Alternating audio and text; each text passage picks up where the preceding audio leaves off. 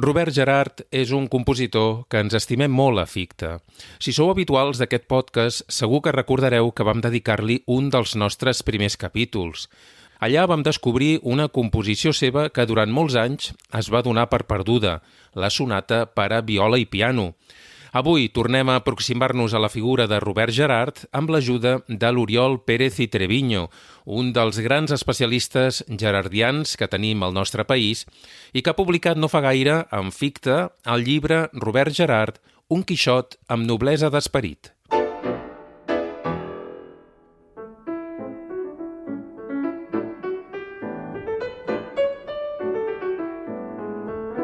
Paperets, el podcast sobre patrimoni musical de Ficta Edicions. Una descoberta de la nostra música i del nostre patrimoni. Paperets, el nostre patrimoni musical en format de podcast.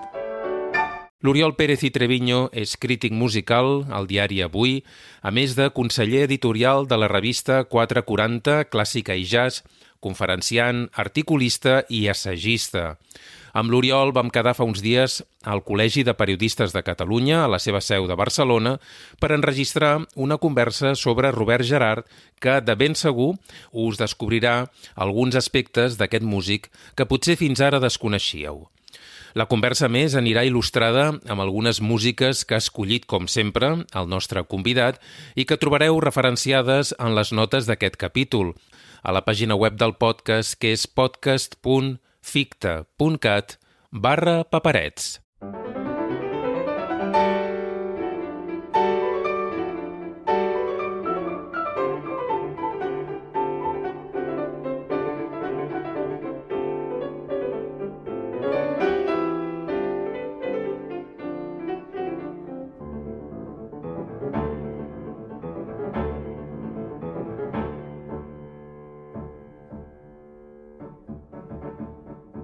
Bon dia, Oriol. Bon dia. Moltes gràcies per acceptar la invitació d'aquest podcast. Un plaer, perquè és un podcast que segueixo i que, en fi, que em feia gràcia. Que bé. Escolta'm, parlem de Robert Gerhard, una de les teves passions. N'hi ha moltes, oi?, de passions de l'Oriol Pérez i Treviño. Però el Robert Gerhard, a veure, jo penso que tothom ha de tenir un vincle amb els compositors de més pròxims i, clar, Robert Gerhard em portava cap a una concomitança doncs, de la gran música del segle XX, no? Ja sigui únicament pel fet de que va ser deixeble de Pedrell, per tant, que connecta amb el que és pròpiament el nacionalisme musical ibèric, i dic ibèric per no ficar hispànic o català espanyol, diem ibèric, i per l'altra banda, clar, evidentment, doncs, la gran música, que és doncs, tota la contribució que fa Arnold Schoenberg amb l'atonalisme, el dodecatonisme, doncs, que teníem un compositor que havia estudiat amb ell. Per tant, doncs, em permet Robert Gerhard també de fer vincles doncs, amb dos grans compositors o amb dues grans presències que han marcat molt el rumb de la història de la música del nostre país i d'Europa. En aquest capítol del podcast ens volem acostar de nou a Robert Gerhard. Ja vam parlar d'aquest compositor a l'inici d'aquest projecte, en una conversa amb en Miquel Villalba, on parlàvem de la sonata per a viola i piano, la sonata perduda de Gerhard, i avui ens hi tornem a acostar de la mà de l'Oriol Pérez i Treviño, que n'ha escrit un llibre titulat Robert Gerhard, un Quixot amb noblesa d'esperit, publicat per Ficta Edicions. Gerhard et fascina des de fa anys, Oriol, oi? No és una cosa recent, sinó que ve de lluny. No, ve de lluny. Ja ho dic al principi, jo no sé el per què, però un dia del mes de maig de l'any 96 jo era dalt un cotxe anant a escoltar una conferència del Xavier Cester a l'Institut d'Estudis Vallencs i que vaig anar-hi amb una gent que eren doncs, l'enyorat Lluís Calderé, poeta intel·lectual de Manresa, que estava emprendat per aquest compositor. Aquest ja va ser una ressonància. Un altre molt important també va ser doncs, els anys que vaig estudiar a la universitat amb el Francesc Bonastre, fos perquè doncs, ell era de Montblanc i la proximitat doncs, amb Valls, i l'altre, evidentment, doncs, a través de la meva amistat amb el mestre Esquadreny, que va ser el que una mica doncs, em va prendar, perquè un dia que li vaig dir quin és el gran compositor català per tu? Diu, Robert Gerhard, sense cap mena de dubte. Per tant, doncs, són aquests tres punts, no? Aquella vegada doncs, anant a Valls, el Francesc Bonastre i també doncs, el Josep Maria Mestre Esquadreny, que a més l'havia conegut. I l'hem d'ubicar a Valls, és a dir, diguem que les seves arrels són a Valls. Bueno, a veure, tot i el cognom, el seu nom seria Robert Gerhard Ottenfelder. Clar, és a dir, el cognom és suís, el de part de pare i de part de mare és d'Alsàcia. Per tant, eren una gent que havien vingut cap aquí per tot el tema del negoci vitinícola, no? I després, doncs, sí, són una gent que neixen aquí, però que els orígens són suïssos alsacians. Però en el cas de Robert Gerard com els seus germans sí que són catalans. Sí, són catalans i ell sempre ho va tenir molt present. Jo soc de Valls, soc català, sense que això impliqui el fet d'atribuir un nacionalisme. Jo crec que Gerard no era nacionalista. Jo crec que més aviat tenia una posició davant la vida bastant anàrquica. És a dir, només cal veure les cartes quan li donen el títol de que va anar un pas de que no el fan sir, quan li donen doncs, el doctorat honoris causa per la Universitat de Cambridge, passa de tot, vull dir que li patinava tot. Però això sí, tenia ben clar que les seves arrels eren a Valls i que ell era un compositor català. De totes maneres, tot i que ell es volia dedicar a la música, a casa no ho veien gaire clar. Això és un clàssic, no? Un tòpic. Bueno, és que clar, hi havia el negoci vitinícola i normalment l'hereu és el que agafava el negoci. I quan va estudiar a Suïssa, on fracassa estrepitosament i volgudament que ho suspèn tot, per tal doncs, de dir, ei, que jo no me'n surto, doncs el seu germà, Carles, li dirà, no, ja agafaré el negoci, deixeu-lo que pugui estudiar composició, que pugui estudiar música, etc, i fa una promesa també falsa, perquè els hi diu que ell agafarà el negoci i al final el va agafar el Ferran. I d'aquí ve la famosa sonatina a Carlos, que és el reconeixement que fa el seu germà amb el Carles, pel fet de que ha ajudat a la família a fer entendre que ell no s'ha de dedicar al negoci del vi, sinó que s'ha de dedicar amb el que és pròpiament doncs, el món de la música, amb tota la incertesa que suposava això. Et sembla que l'escoltem una mica? Doncs estaria molt bé.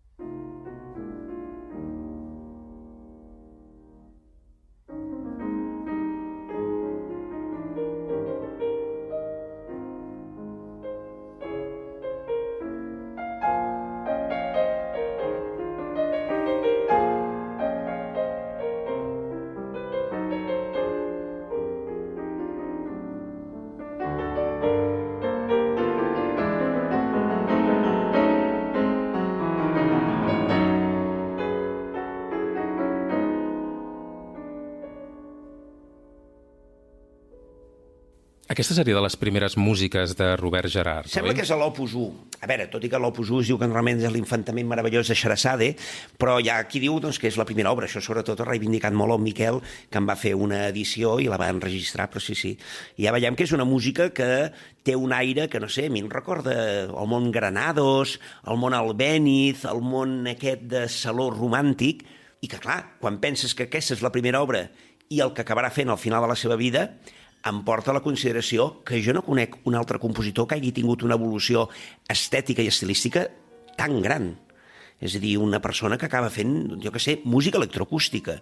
És a dir, d'aquest món gairebé tardoromàntic o modernista, segons com, que acabi fent la música que acaba fer. Això és el que explica doncs, que és un esperit inquiet i que sempre, doncs... Jo sempre m'agrada comparar molt Gerhard amb el que són els castells. Ell estava fascinat pels castells. Tant és així que, per exemple, quan se'n va a Viena, que fa algunes classes de castellà i català, per tal doncs, de tenir doncs, una mica de sobresou, clar, si es posa doctor Gerhard, doncs no colava, i es va ficar doctor Castells. És a dir, que ja hi havia aquesta vinculació. I a la màxima dels castellers és sempre amunt, amunt, amunt. I jo crec que, doncs, que aquest amunt, amunt, endavant va ser una cosa doncs, que mai li va faltar aquesta mena de leitmotiv a la seva vida.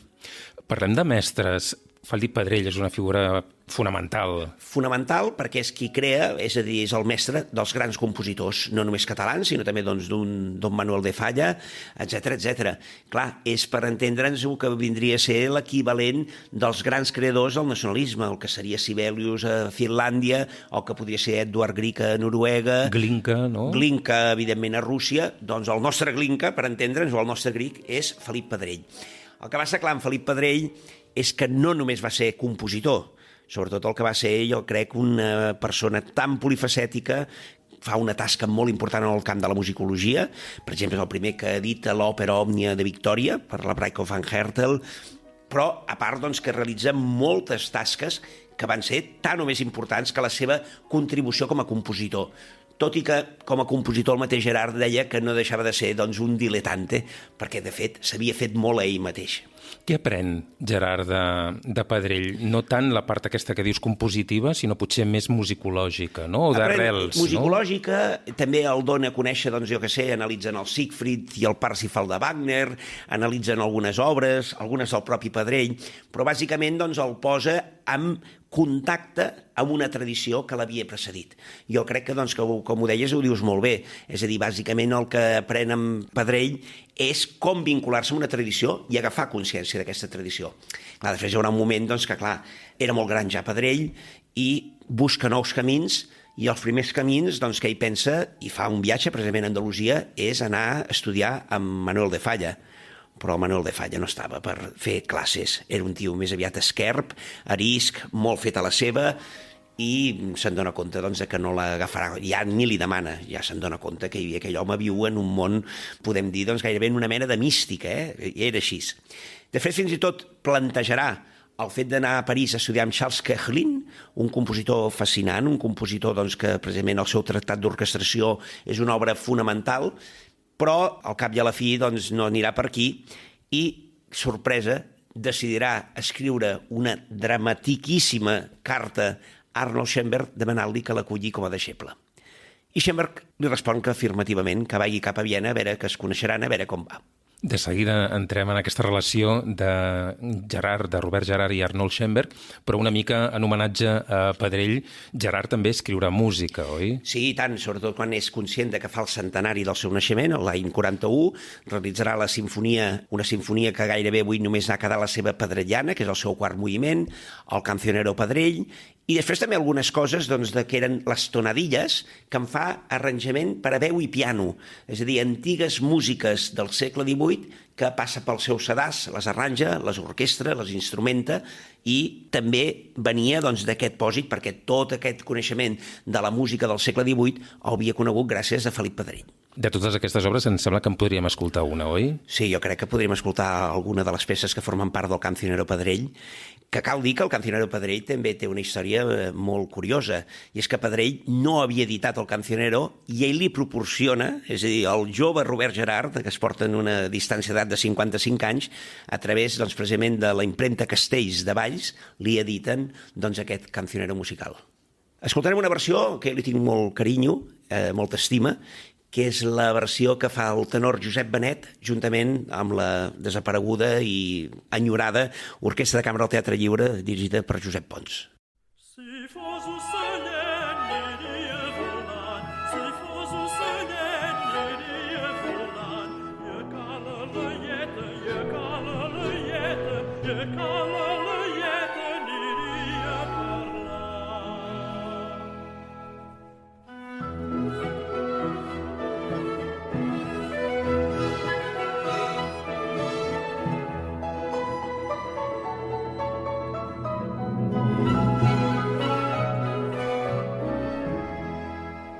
Son pare em diria que voleu l'hereu, vinc per la laieta si me la doneu.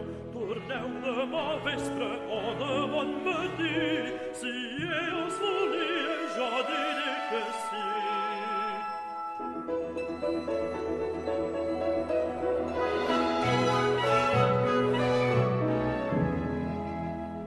La noia bonica diu que sí que ho vol i a la matinada canta el rossinyol.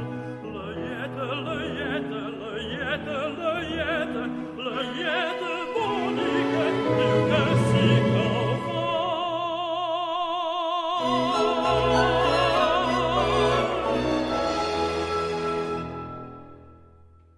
Vinga, parlem d'aquesta relació d'Arnold Schoenberg i Robert Gerhard. Deies que hi ha aquesta carta que ell escriu potser pensant, vols dir que m'agafarà, no? I l'agafa. Sí, i aquí hi ha una cosa que no s'ha dit prou, i és que feia pocs dies que havia mort la dona d'Arnold Schoenberg. I jo crec que també devia estar en un estat anímic que devia dir, bueno, amb aquest pobre noi que escriu en aquest alemany, que es nota que el coneix l'idioma, però que és un alemany, doncs, evidentment, d'una persona que no està constantment parlant alemany, doncs li diu, vingui cap aquí. De fet, aquí hi havia una cosa que és certa, és a dir, el nucli Schoenberg funcionava una mica sectàriament, és a dir, eren acòlits, perquè això també explica que una vegada doncs, ells no podien veure Stravinsky tampoc els podia veure amb ells. Stravinsky diu que una vegada va anar a sopar precisament a l'acabar l'estrena del Pierrot Lunaire a Berlín a l'octubre de l'any 12, i diu que la sensació, la conseqüència és que havia estat amb 3 psicòpates, amb 3 bojos. Carai. És a dir, sí, Alban Berg, Anton Webern i un dia, amb una conversa d'aquestes que feien els diumenges a la tarda, parlen, i el Gerard parlen, bueno, de forma entusiasta, i tots se'l miren així, volent dir, què has fet, no? I el Schoenberg s'ho va prendre bé i li va regalar fins i tot una partitura d'un quartet de Haydn, i va, deixem-ho estar. Per tant, ell s'inclou en aquest grup Sí. de deixebles d'Arnold Schoenberg Exacte. i destaca. I destaca perquè troba la seva veu. És a dir, el primer que li diu Schoenberg, deixa de compondre. Ara estudiarem harmonia, però no harmonia atonal o decatònica, no, harmonia clàssica. És a dir, aquesta és la gran cosa. És a dir, la música d'Arnold Schoenberg era molt polèmica, però en canvi tenia un gran prestigi com a pedagog.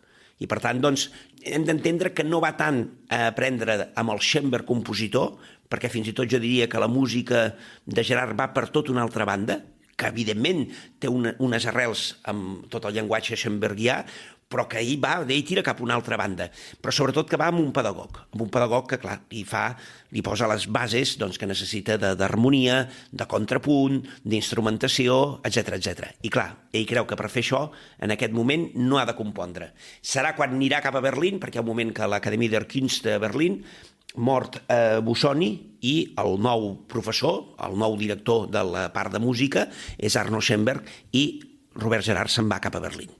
I, per tant, és a partir d'aleshores que ja comença a compondre doncs, aquestes primeres obres com el Concertino per orquestra de cordes, el seu Quintet de vent, que és una lectura molt particular del serialisme, les seves 2 sardanes, etc. Per tant, s'hi està una temporada llarga amb Schoenberg, Sí, Robert Gerhard. 4 anys. El que passa que no només va ser una relació de mestre-deixeble, va ser una relació d'amistat. Ja l'any 25, mentre ell està estudiant, fa venir a Schoenberg, que precisament venen a interpretar al Palau de la Música Catalana el Pierrot Lunaire, que curiosament sabem que Robert Gerhard estava assentat mirant de cara al públic per si pujava algú a voler picar amb els intèrprets. Vull dir, així de Sí, clar. de vigilant. Sí, va fer de vigilant. Vull dir que, clar, i després també, doncs, no oblidem l'etapa aquells mesos que passa Arnold Schoenberg a Barcelona, que busca un clima millor que no pas doncs, el de les terres germàniques, i ell li aconsegueix un pis cap a la zona alta de Barcelona, i doncs serà doncs, així que tindrem l'Arnold Schoenberg vivint aquí a Barcelona. A Vallcarca. A Vallcarca, exactament. Sí, la zona alta, bueno, és que això de zona alta, els que som de Manresa ja ens passa això. Bueno, però està cap amunt, no? Sí, Vallcarca, tant, i tant, sí, i tant. exactament. Parlem d'aquells anys de Robert Gerard previs a la Guerra Civil. En certa manera, ell, que ha estudiat amb Arnold Schoenberg, diguem que comença a fer-se un nom, però aquí, diguem que la seva música tampoc és que es toqui gaire, no? Ell té una entrada a lo grande, és a dir, és el concert del 22 de desembre de l'any 29, que és un monogràfic que se n'havien fet molt poc, se n'havia fet un de Païssa, se n'havia fet un de Garreta, per tant, ja hi ha el reconeixement que aquell és una persona que s'ha format i l'Associació de Música de Càmera li fa un pròleg en el qual doncs, el presenten com el que és un compositor que som conscients que té una dificultat perquè és una modernor molt gran, que evidentment, doncs, i aquí hi haurà l'enganxada que té amb Lluís Millet, que clar, Lluís Millet també havia estudiat amb Felip Pedrell, és un xoc de generació, és el xoc dels 30 anys que es porten més o menys de diferència. I després, doncs clar, evidentment té molts pocs encàrrecs i ell sobreviurà bàsicament fent dues tasques. Un, com a redactor d'algunes revistes, per exemple la revista Mirador, una revista importantíssima en aquells anys, i sobretot les traduccions per l'editorial Labor. Traduccions de llibres que encara corren. Hi ha, per exemple, un de l'orquestra, és a dir, va traduir una desena llarga de llibres de l'alemany al castellà, i això és el que va permetre sobreviure. I a part, doncs, de tant en tant, doncs, alguna obreta. Aquell concert de l'any 29 és el més important de Gerard? Sí, del que es fa aquí a Barcelona. Juntament, podríem dir també amb l'estrena del Ballet Ariel, que s'estrena el mateix dia que s'estrena doncs, el concert a la memòria d'un àngel d'Alban Berg, però sí, és aquest concert, és un concert monogràfic que impacta molt. Aquella música impacta moltíssim. Ara parlaves d'aquest paper de traductor. Robert Gerard era una figura també musicalment important en aquells anys de la República, oi? Totalment. És a dir, ell el que fa és, per entendre'ns, una petita Viena a Barcelona. És a dir, ell ha conegut no només un aprenentatge, ha vist el que és una vida musical i, per tant, doncs, contribueix en aquells anys en el qual, doncs, no oblidem, també hi ha la tasca que està fent l'Orquestra Pau Casals. Era un moment de gran eclosió a Barcelona, que venien grans figures, els més grans importants compositors passaven per aquí i, evidentment, doncs, qui fa de cordó umbilical entre aquell món centroeuropeu amb Catalunya és Robert Gerard. El punt culminant és l'any 36. Sí, l'any 36 no només fa el Festival de la Societat Internacional de Música Contemporània, sinó també el Congrés de Musicologia. Per cert, amb dos posicionaments ideològics radicalment diferents. Ell era més aviat d'esquerres i absolutament doncs, ja posicionant-se per tota la qüestió del que passava amb la qüestió jueva, vull dir, estem en el punt de descens d'Adolf Hitler, i per l'altra banda tenim l'Higini Anglès, que ell era més aviat germanòfil, és a dir, que fins i tot doncs, als anys de la guerra se'n va a un monestir a Alemanya. Per tant, convivien i que venen musicòlegs que parlen de la raça, que parlen de la qüestió ària. Atenció, És a dir, a l'any 36, mentre s'estrenen obres com aquest concert a la memòria d'un àngel d'Alban Berg, doncs en paral·lel al Congrés Internacional aquest de Musicologia, doncs, per exemple, es recupera la primera audició en temps moderns d'una òpera tan important com és Una cosa rara, del Vicent Martín i Soler, que ho fa al Club de Futbol Júnior, que dirigia Josep Sabater, el pare de la malaguanyada Rosa Sabater. És a dir, el Club de Futbol Júnior també seria un capítol... Vaja, dono la idea al podcast, que algú vagi perquè realment s'ho passarà molt bé.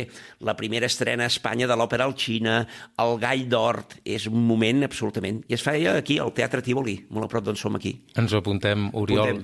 Escolta'm, aquests anys de Barcelona, o aquests anys catalans, quina música proposaries així com per il·lustrar-ho? Home, jo proposaria el Soares de Barcelona, tot i que és els Focs de Sant Joan.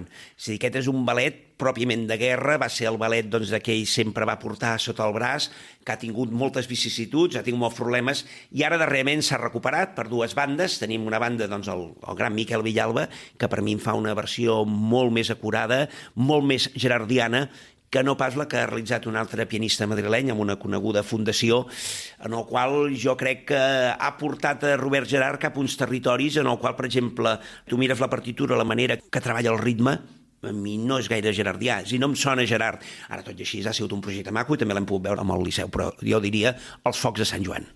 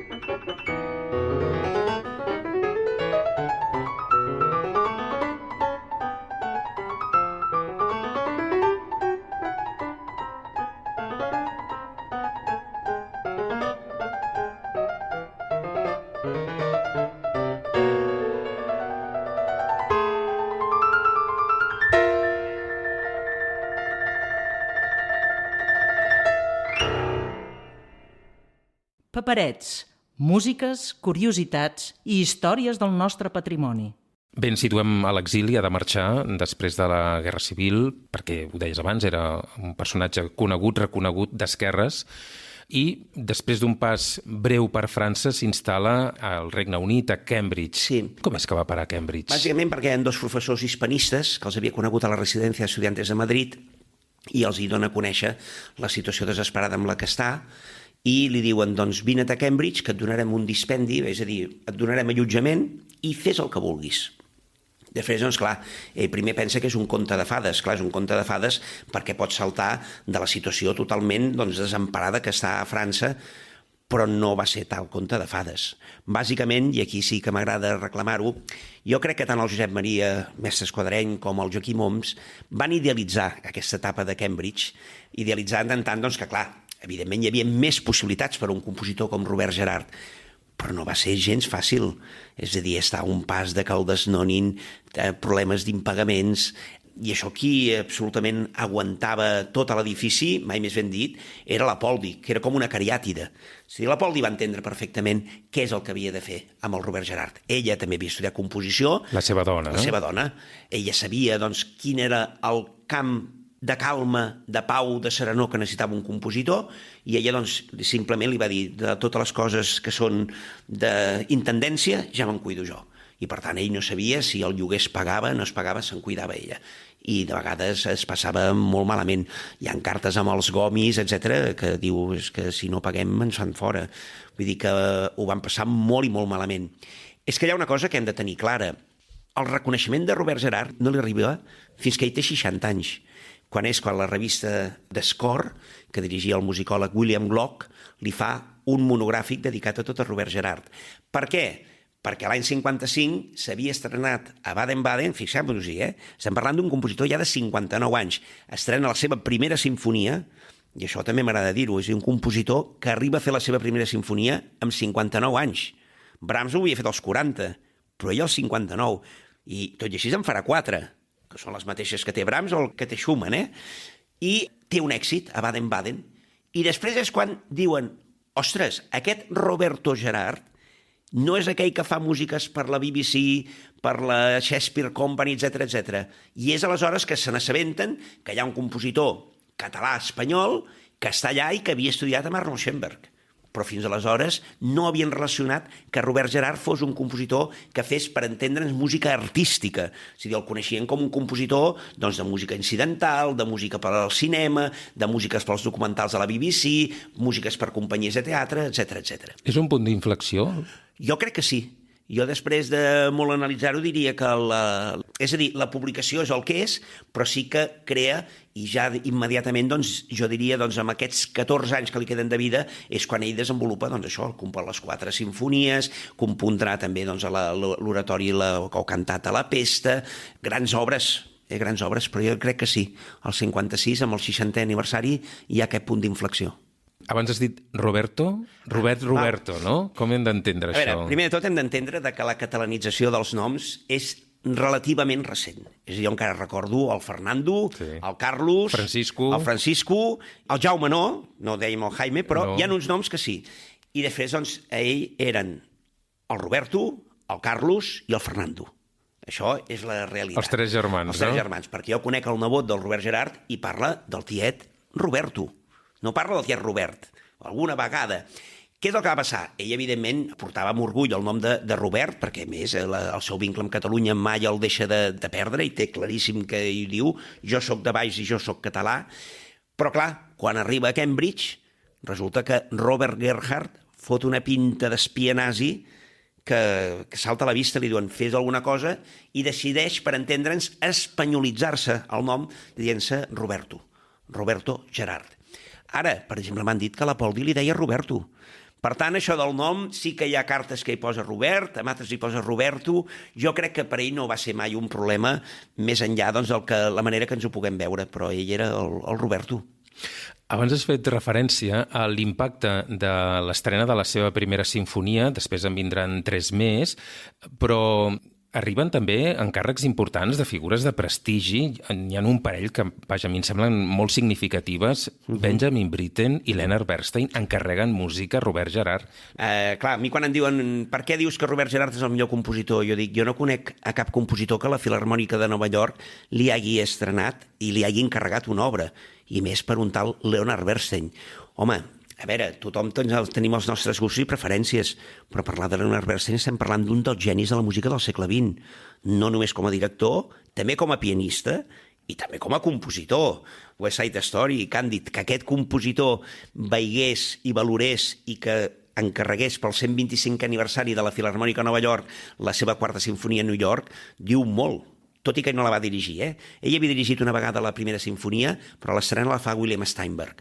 I l'altre, com deies molt bé, el cas de Benjamin Britten. És la gran figura. És a dir, es pot dir que des del temps de Purcell no hi havia un compositor autòcton amb aquesta potència, amb tots els respectes als Waltons, als Elgar, etc, o Delius. Però, evidentment, també tenen ben clar l'encarregat, doncs, ni més ni menys que el concert per a piano, que és una obra magnífica. Per tant, ostres, ja no és allò una opinió que pugui dir el pobre musicòleg que ha fet un llibret. No, és que estem parlant de Benjamin Britten i de Leonard Bernstein. Atenció. L'última dècada de vida de Robert Gerhard és la més important a nivell compositiu? Possiblement perquè és un moment de maduresa, un moment de síntesi. Ell fa una lectura molt particular del serialisme, que ara això ens portaria a qüestions analítiques que no hi entrarem, però sobretot perquè és un moment doncs, de que allò que diríem les muses estan... També és el moment de que ell viu amb més pau, és a dir, de que ja no ha de patir tant econòmicament, tot i malgrat la seva afecció cardíaca, que venia donada, a més, per la mala salut o el que fos, per dues realitats, que això se'n parla poc. Una, que era fumador, i l'altra, que bevia les ampolles de Coca-Cola a litros. De Coca-Cola? Sí, de Coca-Cola. Bevia molta Coca-Cola. Carai. I diuen que això no és gaire bo pel cor. Bueno, això ho diuen els metges, Vull dir que no ho sé, tothom que faci el que vulgui. I jo diria doncs, que sí, que són els anys doncs, de que són aquestes 3 simfonies més. Evidentment tenim la cantata la Pesta, tenim el concert per a orquestra, tenim obres de cambra com poden ser Libra, Leo, Himnodí, és a dir, és un moment realment molt fructífer i que és això el que algú ha portat a definir doncs, com la dècada prodigiosa. Has fet referència a La Pesta. És la gran obra de Gerard? Jo crec que és la gran obra perquè, clar, estem parlant de que és una cantata que surt com a derivació de l'impacte que provoca la lectura La Pesta, d'Albert Camus. Albert Camus, el qual Robert Gerhard es coneixien, és a dir, es van cartejar, i li va dir si li donava permís, i jo, Albert Camus, evidentment, doncs li dona tot. Clar, no hem d'oblidar també l'impacte que va ser la mort d'Albert Camus. Albert Camus, que mor en un accident de trànsit, i és un xoc perquè era el gran escriptor i sobretot perquè era una persona doncs, que al darrere portava tot un pòsit d'humanisme que o ens arrelem amb aquest humanisme d'Albert Camus o col·lectivament estem perduts. I clar, això va impactar i de fet jo diria doncs, que és per un costat aquesta qüestió d'una obra que surt com a conseqüència de la lectura, de la recepció de La Pesta i després hi ha una altra cosa, que és el tema de la música electroacústica electrònica. El que intenta de fer Robert Gerhard és imitar amb l'orquestra les sonoritats que feia la música electroacústica.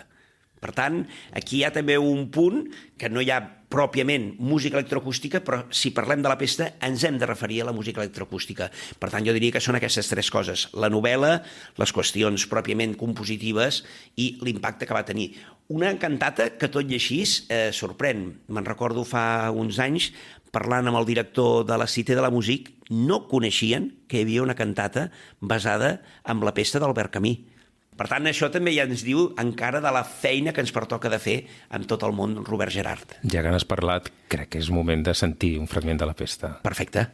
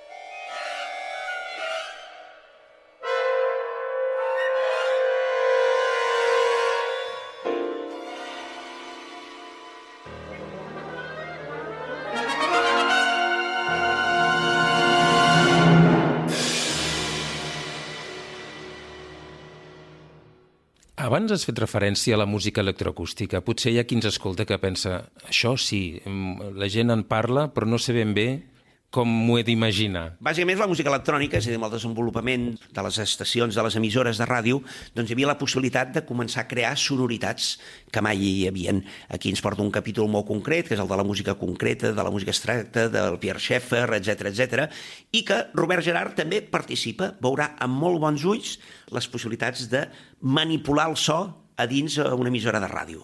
Això va ser un fenomen que es va donar a Radio France, que es va donar a la RAI, que es va donar a algunes emissores alemanes, i Robert Gerhard va ser el primer compositor, a causa de la molt bona relació que tenia amb la BBC, que va tenir un laboratori sonor privat. Per tant, és també una persona que és pionera.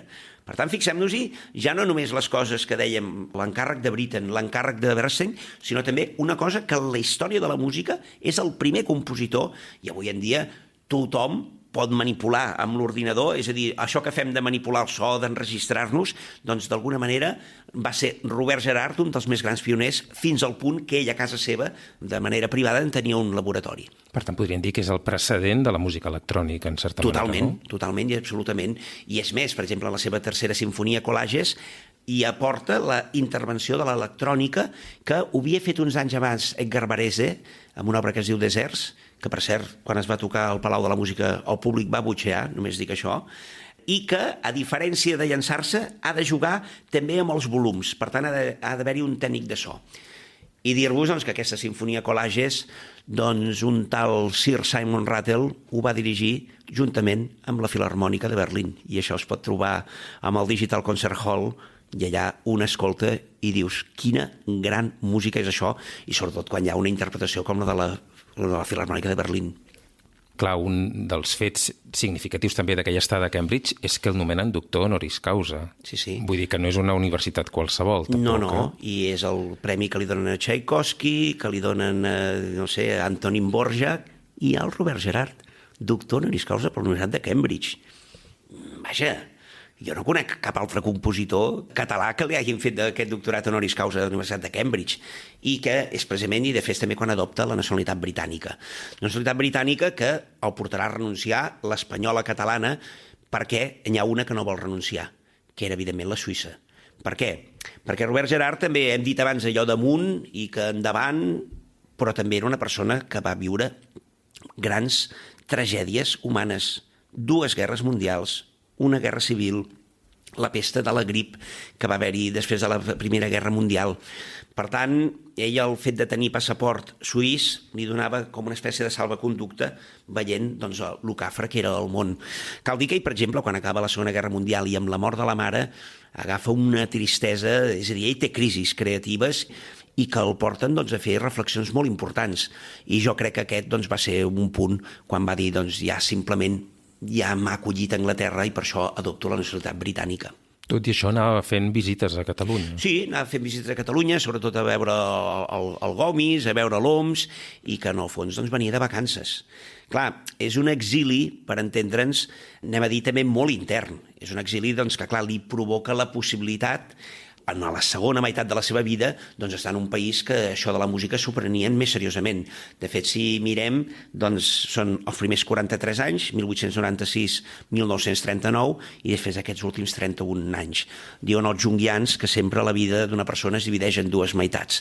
Doncs en el cas de Robert Gerhard és claríssimament l'experiència d'aquests anys a Cambridge, i que jo crec que si Robert Gerhard va acabar sent qui va ser gràcies també a les possibilitats que li va oferir Cambridge. Jo no m'imagino desenvolupant aquesta carrera i aquest catàleg des d'aquí a Barcelona. I més amb el temps que van venir de desolació amb el franquisme. Jo sempre dic una cosa, aquí passem de l'any 36, a l'abril del 36, a estrenar el concert a la memòria d'un àngel d'Alban Berg, a l'any 41 a estrenar el concierto d'Aranjuez. Tothom que escolli. però la cosa és claríssima. És a dir, d'una música d'avantguarda passem a una música neoclàssica. Per tant, sí que explica molt què és el que va passar estilísticament i estèticament amb el triomf del feixisme. Posem una mica més de música. Vinga. El Lament for a Bullfighter és el lament que fa en llengua anglesa la traducció del poema conegut del llanto por Ignacio Sánchez Mejías que fa Federico García Lorca a la mort del torero Ignacio Sánchez Mejía. I aquí sí que diré doncs, que, evidentment, com que un és tauròfil, per tant, doncs, bé, i és una música de les primeres composicions que fa en música electroacústica.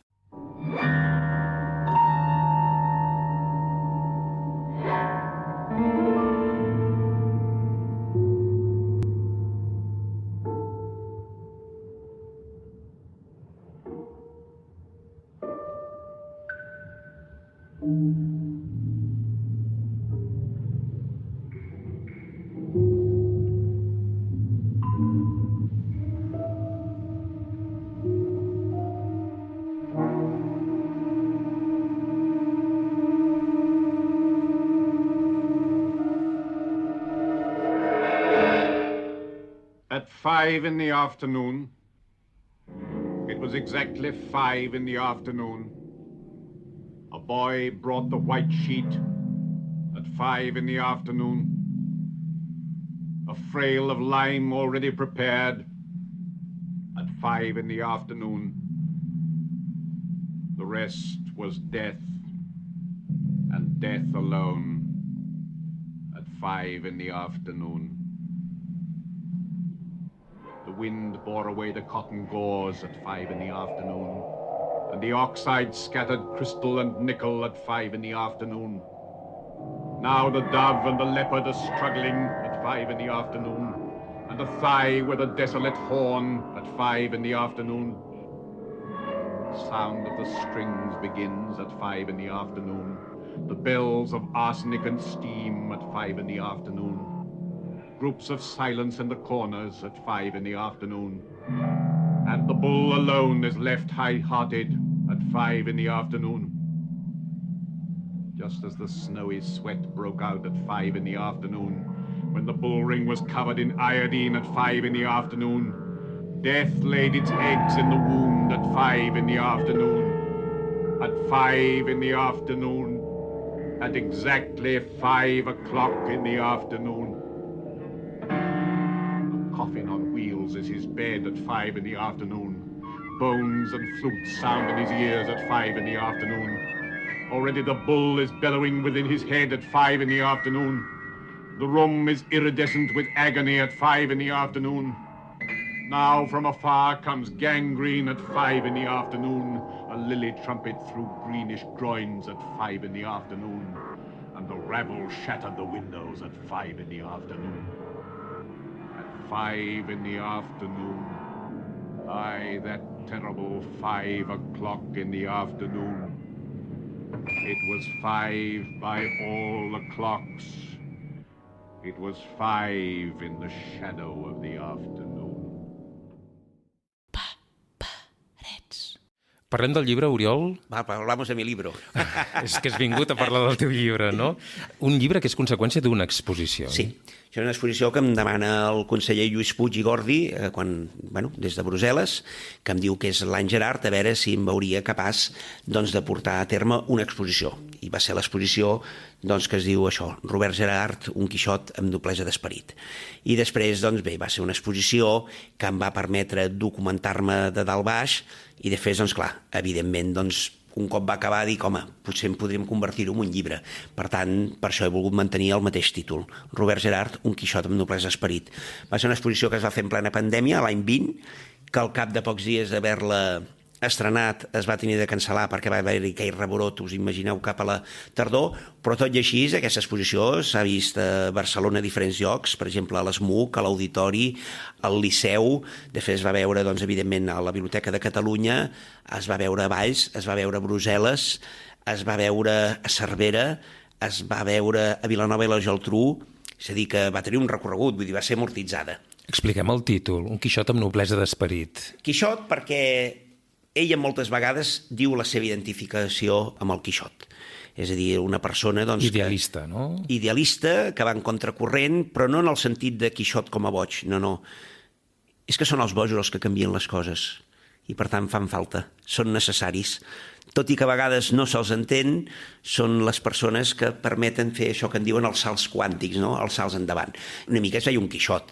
Es veia un Quixot quan havia el més fàcil hagués sigut de dir me'n torno a Catalunya. No.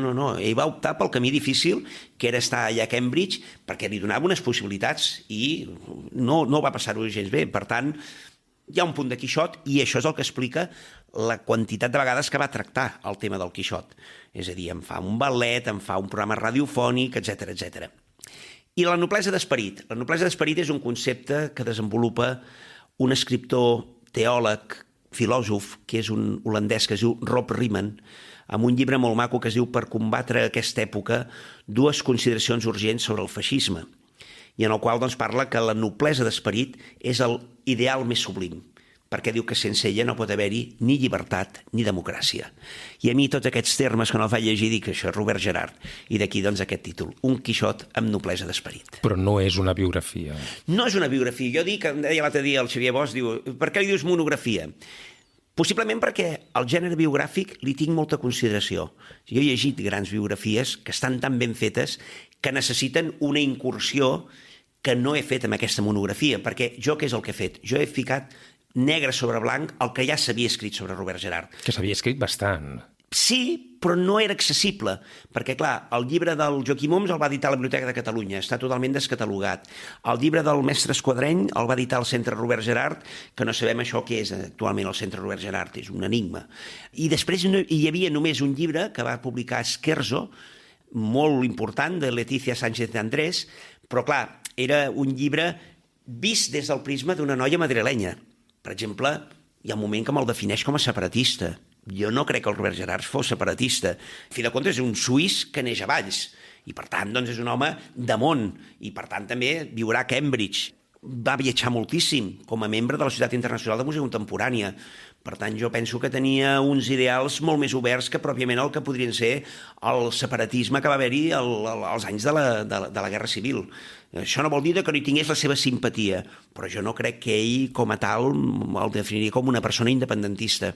Jo més aviat diria que navegava més cap a una espècie de federalisme universal, i és això que porta que en algun lloc ell diu que és anarquista. El pròleg del llibre és d'Edmond Colomer, que també és un altre gerardià. Us considereu gerardians, no? Els molt de Gerhard. Això ha sortit d'aquí. Em sembla que en Martí Ferrer o en Miquel Villalba són de la secta. Jo he vist pel Twitter que diuen gerardians. Jo no ho sé si soc gerardià o no. Com que no? Sí, suposo que sí, però és aquelles coses que quan ho tens tan integrat no necessites treure la bandera gerardià. Pues sí, Robert Gerhard ha sigut un compositor que he escoltat a estona i que m'ha portat, doncs, sobretot, a una consideració que és la que ell demana. Diu que la clau de la seva música és escoltar, escoltar i escoltar. I la veritat, jo també he escoltat diferent altres músiques gràcies a Robert Gerhard, que aquesta sí que és la cosa que a mi em sembla més fascinant. És a dir, com l'haver escoltat Gerhard m'ha permès escoltar d'una altra manera altres músiques, però fins i tot músiques antigues, músiques de Mozart. Clar, la manera de la construcció de la sonora, clar, també et fa donar compte de moltes coses. Deia que el pròleg és d'Edmond Colomer, que és un dels grans impulsors en la recuperació de Gerhard. Sí, jo diria que Edmond Colomer, Antonio Ros Marbà i Víctor Pablo Pérez han sigut la tríada de directors que han reivindicat més. Una reivindicació que a mi, no negaré, i ho dic, i li he dit personalment, que a mi em crea molta tristesa que no s'hagi agafat a Gerhard per part de l'Orquestra Nacional de Catalunya. És a dir, el que hauria de fer absolutament seria agafar com a ambaixador poder fer un binomi tan clar, la nostra Orquestra Nacional, amb la música de Robert Gerhard. Gairebé es toca poquíssim. És a dir, ells diuen que la toquen. Bueno, a mi m'agradaria que es toqués més, perquè possiblement ens agafaria compte de la dimensió increïble d'aquest compositor, que jo crec que en general no es té gaire clar. Com te l'imagines, Robert Gerhard, allò en la distància curta? Deies que era un gran bevedor de Coca-Cola i un fumador empedreït. Sí. I has fet referència al seu sentit de l'humor, també, no? Sentit de l'humor. És el que tenia uns ulls que ho veien tot, una persona que ho controlava tot. I mira, no em facis dir el per què, però saps en qui m'ha fet pensar? I no té res a veure, Quan ara he estat fent aquest llibre del TDG Manresa, que he conegut i he conversat i tenim bona relació amb el Joan Creus, el Xixi Creus, però no li agrada que li diguin Xixi Creus, té alguna cosa així, d'una persona que ho controla tot. És a dir, que estaria aquí i ens fixaria en detalls perquè són persones que ho dominen tot. I jo crec que era això. Un gran observador. Un gran observador, sí.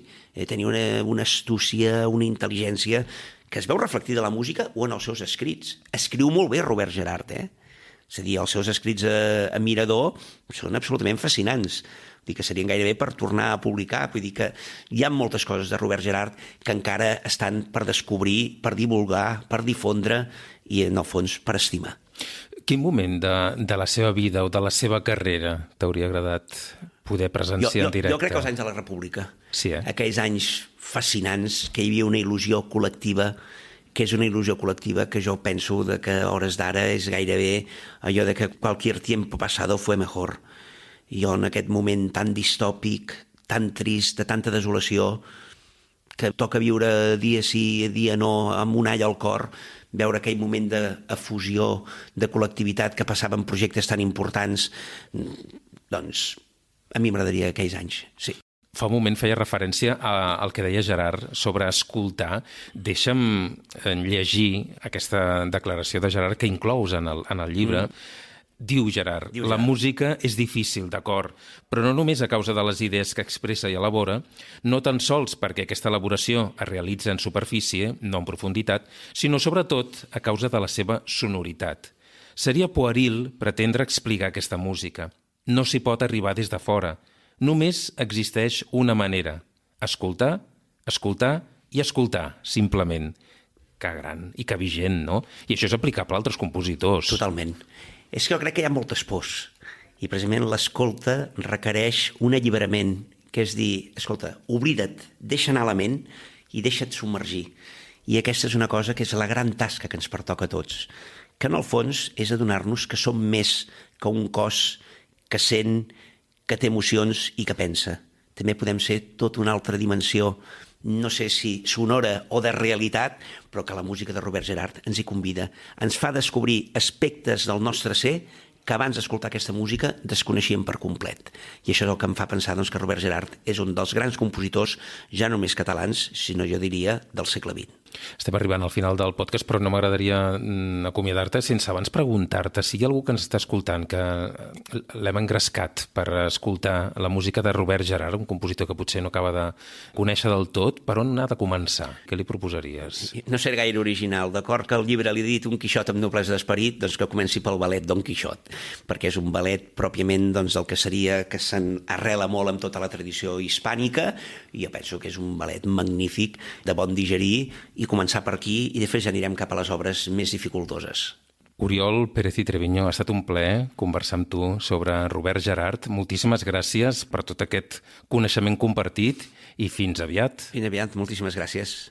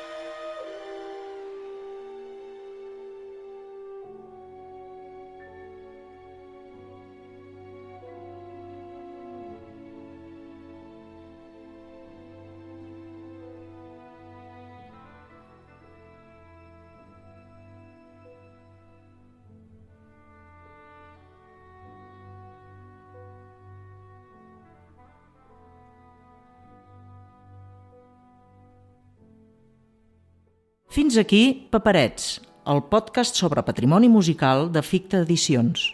Si us ha agradat, sapigueu que podeu trobar aquest i altres capítols al web podcast.ficta.cat i també a les plataformes de podcasts habituals.